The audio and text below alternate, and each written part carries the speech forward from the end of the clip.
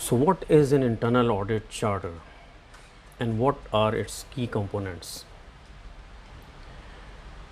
The standard 1000 and 1010, how they are linked to help in creating an appropriate charter for the internal audit activity.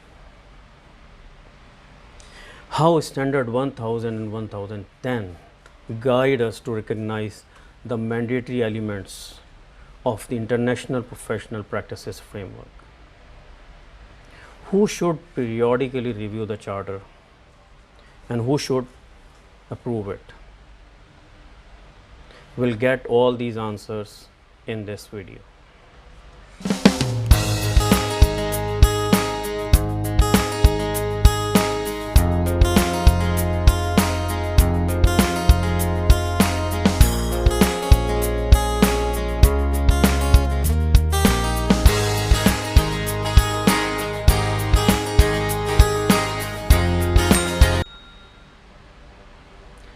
So, welcome to all the learners. You might have watched my previous video on IPPF, International Professional Practices Framework.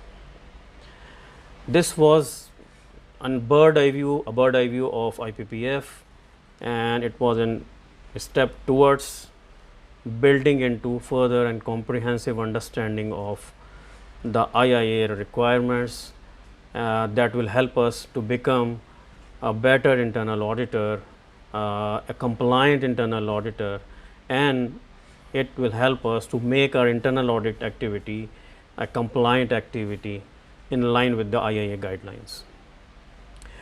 So, now it's time to double click each and every tab, get some more details, and I have selected now to start with the standards, the international standards for professional practice of internal auditing. The two attribute standards which we will be discussing in this video, standard 1000 and 1010. Standard 1000 is about the purpose, authority and responsibility of internal audit activity, and 1010 guide us on recognition of the mandatory elements of the IPPF. So, before getting off to a start on a standard 1000 and 1010, let's just quickly refresh ourselves on what we have learned in the previous video and understand where these standards which we are going to discuss today are positioned in the overall IPPF. So, if you look at the picture given here, you can see the umbrella of IPPF, and under it the mandatory elements after the mission of internal audit, obviously. So, there are mandatory elements and the recommended elements / guidance.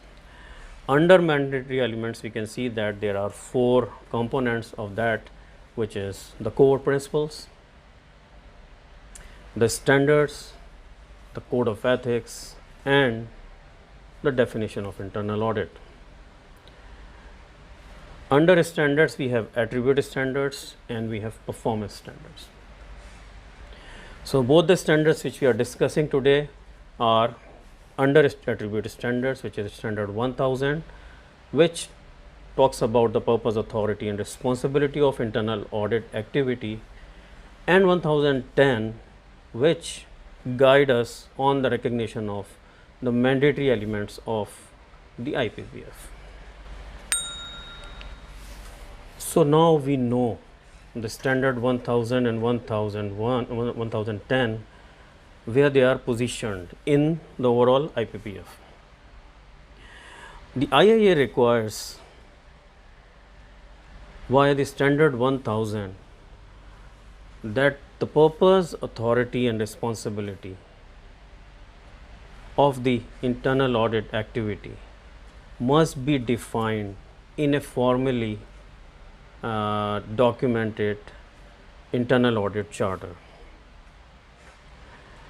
The IIA also requires us via standard 1000 that chief audit executive should periodically review the internal audit charter.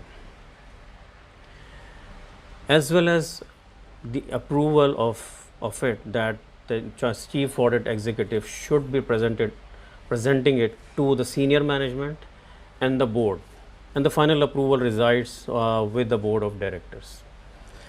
So here, if you maybe thinking about the role of audit committee, so when we say board, it is factually the audit committee, if there is an audit committee, because audit committee is nothing but a subcommittee of the board, and it is a recommended body which reviews those areas which are really time consuming, where board wants to save time and leave it to the experts.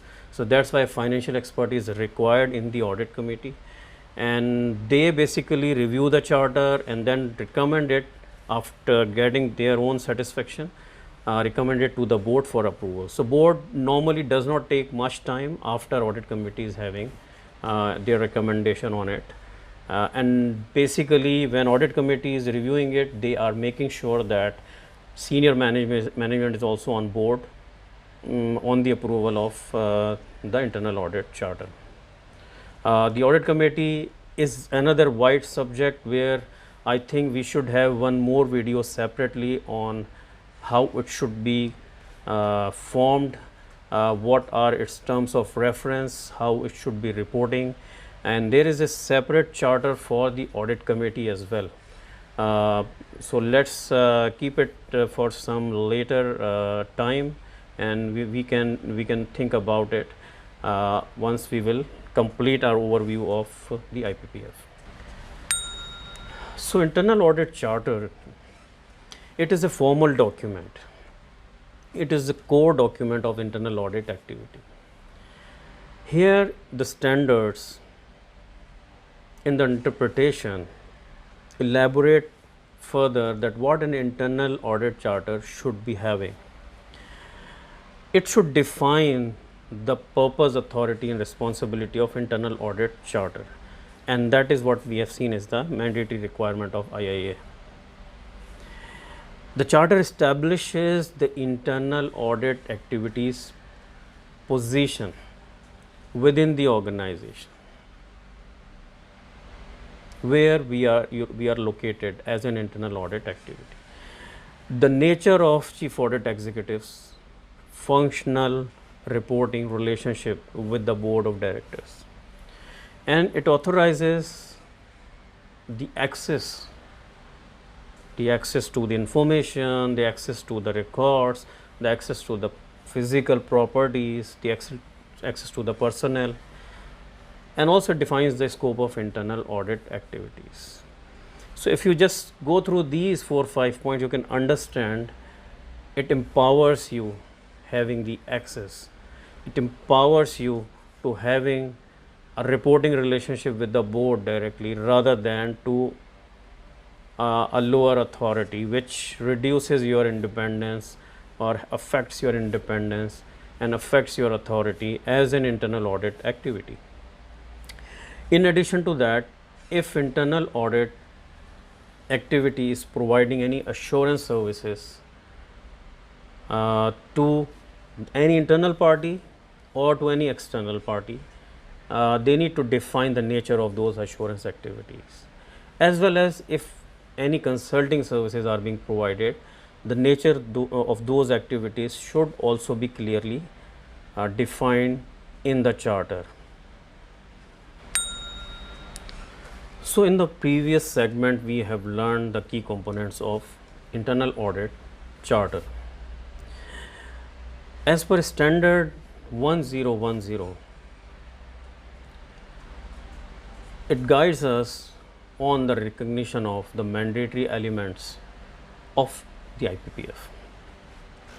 We know the mandatory elements are the core principles, the standards, the code of ethics, and the definition of internal audit. But the standard 1010 expect you to at least at the minimum level do 2 key things. Number 1, the charter must recognize the mandatory elements of the IPPF. Number two, the internal audit charter, once finalized, the chief audit executive should discuss the mission and the mandatory elements of the IPPF with the senior management and the board/audit committee. So now let's have a look at the recommended guidance provided by the IPPF in the form of implementation guides. The information provided in the implementation guides is extremely valuable as well as comprehensive. The the guide providers, the implementation guide, actually gives us good information on how to create a charter using the standard 1000 and 1010, because there is a mandatory guidance available there, and now the recommended guidance is guiding us how we can utilize that information and develop this document. So hopefully you are understanding this concept of how the mandatory and recommended are connected together in the IPPF. But before you embark on creating a charter afresh, as a chief audit executive, you need to have a thorough understanding of the mission of internal audit, the mandatory elements of of the IPPF, core principles, definition of internal audit, standards, code of ethics. So this is very important, because when we are going to present this document for approval, as per my personal experience, there are several questions from the senior management, from the board of directors or audit committee regarding the internal audit objectives, regarding the scope of internal audit, regarding the role of internal audit, which sometimes a lot of stakeholders are having a misunderstanding on the role of internal audit, which you might be facing as well, that they don't understand the boundaries of internal audit.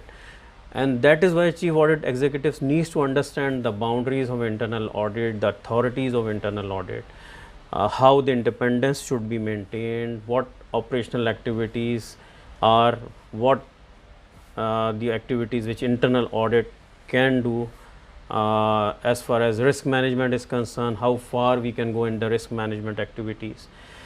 These are all chief audit executive needs to have the knowledge of.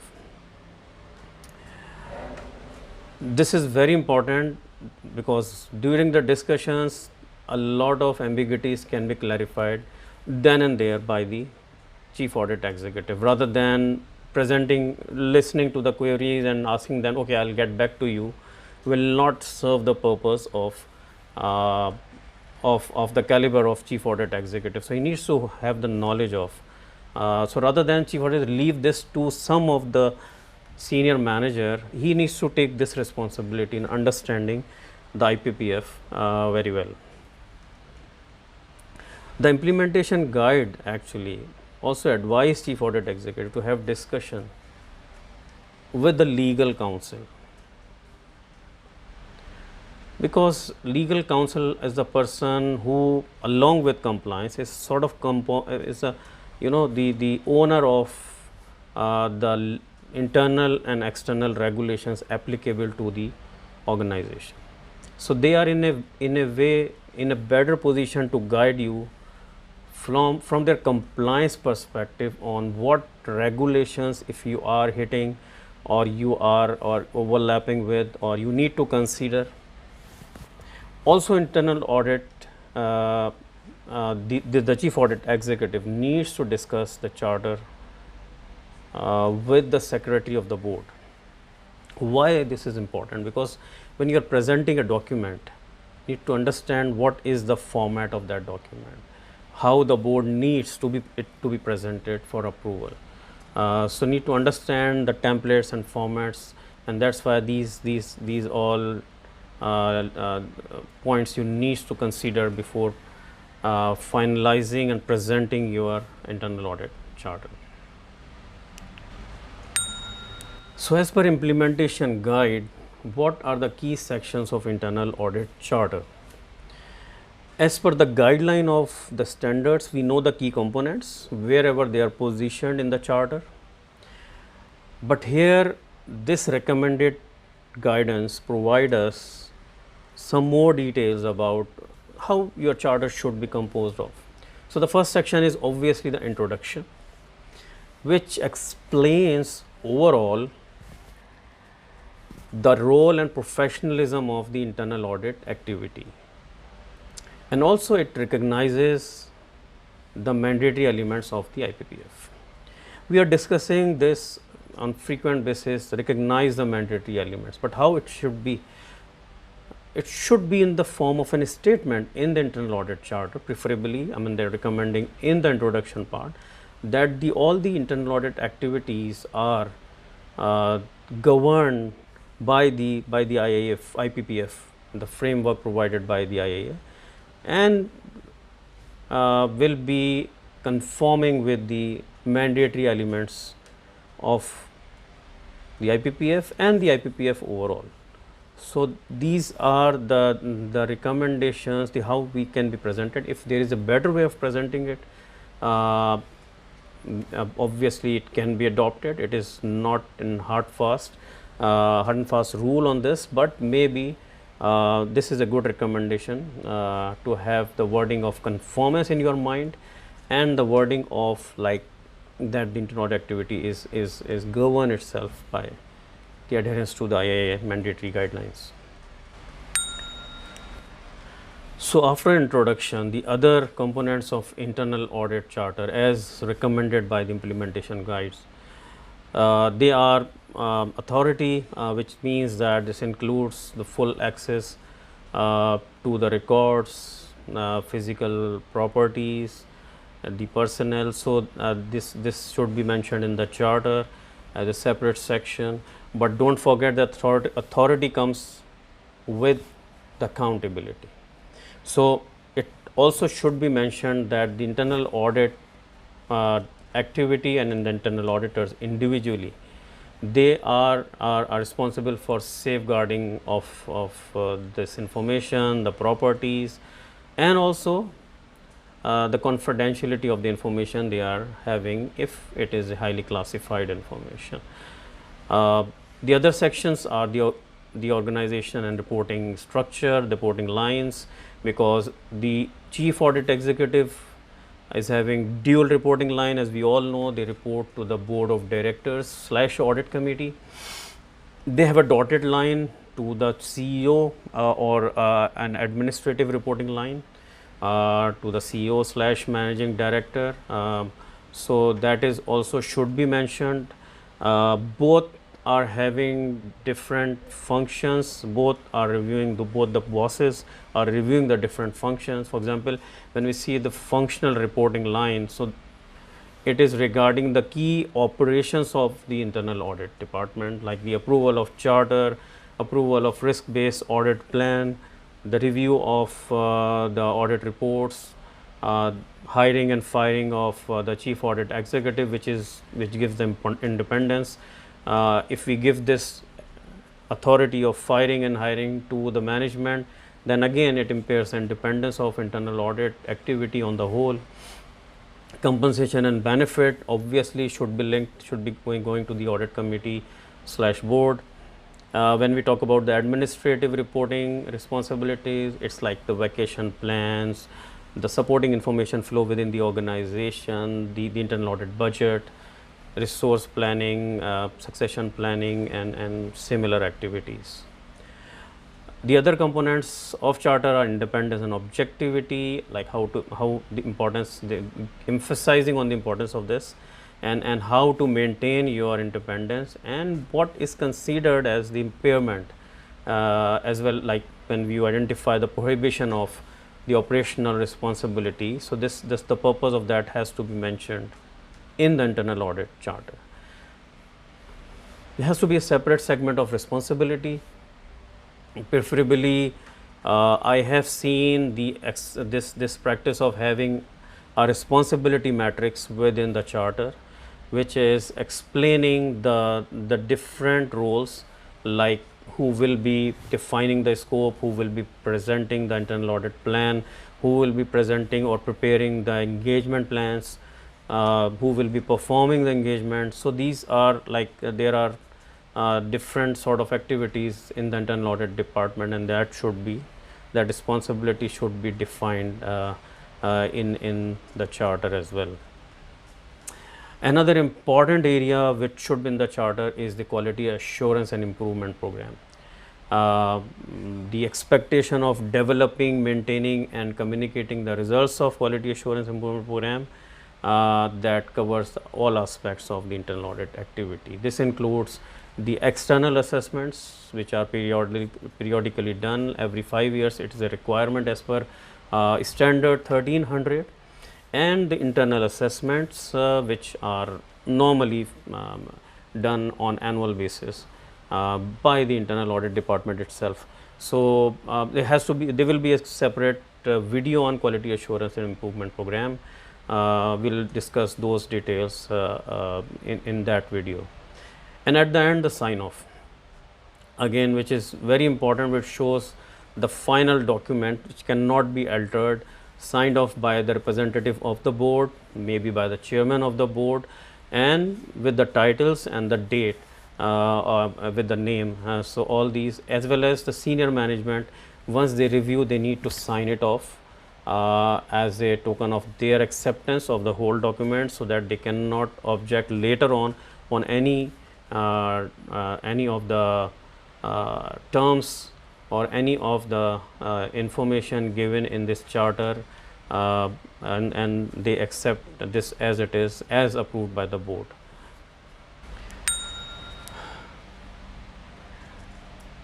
So in this segment, we'll discuss two important things. Number one, what are the important areas you need to keep in your mind when you are finalizing your internal audit charter. And number two, there are certain tips which I would like to share with you. So chief audit executive should always keep copy of the minutes approving the internal audit charter with the approved charter. Number two, the chief audit executive should annually once review the charter and present it to the board for approval, whether there are changes or no changes. So it means that annually once it has to be part of the agenda of internal audit, of the audit activity, audit committee meeting, or the board of directors meeting. The chief audit executive should have always conduct a frequent review of the charter, but that frequent review should be always documented in the form of minutes. As well as language is important, because if you are working in a multicultural environment, or where the local language is different than English, so you need to have your charter translated in more than one language. I mean, this is what normally I am doing, and I'm advising to my clients who I'm establishing the internal audit function with, that they need to have their charter translated, because it is an important document which gives you authority, and if you are working in a multicultural environment, it's better to have translated in some key languages. Some tips are that when on the review of charter, so whenever chief audit executive is reviewing the charter, it should not be in isolation, like you just take the charter and just review it and say, oh, review is done frequently. No, it goes with the process. There is a process for review. Number one, you need to see what are the key changes from the IIA in the IPPF, and you need to document those changes and understand and assess the impact of these amendments from IIA on the internal audit charter. So if there are any amendments are required, you need to propose those amendments, prepare those amendments, propose those changes in the charter. Number 2, there are changes in the organizational structure, in the reporting line. There is a change management. There is a change in the management's philosophy and operating style. If there is a change in the role of internal audit by circumstances or by audit committee, or is there a change in the methodology of the internal audit, we need to keep all these in mind, and all these, if they are having impact on the charter, need to make those changes to the charter to make it more current. So now the question is how the conformance of standard 1000 and 1010 will be evidenced.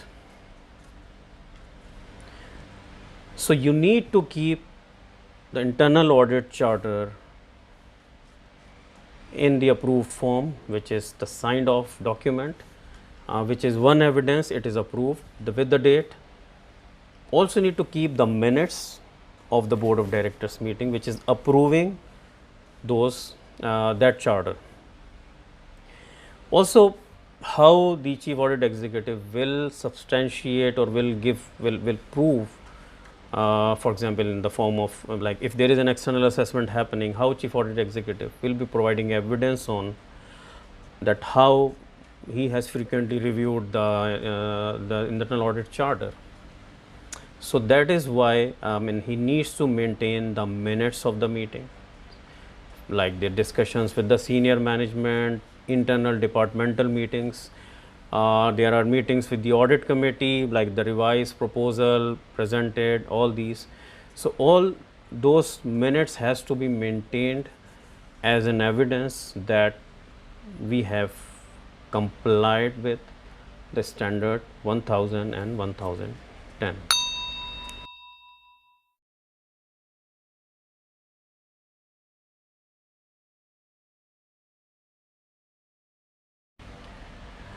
So to sum up what we discussed today and what we learned today, the IA requires us to formally define the purpose, authority and responsibility of internal audit activity in the internal audit charter. The chief audit executive must periodically review the charter, discuss it with the senior management and discuss it with the board and present it to the board for approval. The internal audit charter should be defining the internal audit activities, purpose, authority and responsibility. It also establishes the internal audit activities position within the organization, the nature of chief audit executive's reporting responsibility, reporting lines, reporting relationship with the board. It authorizes access to the records, information, personnel, physical properties, and defines the scope of internal audit. Also, the internal audit charter should be having the assurance and consulting services provided by the internal auditor, and what is the nature of these services and to whom they are being provided.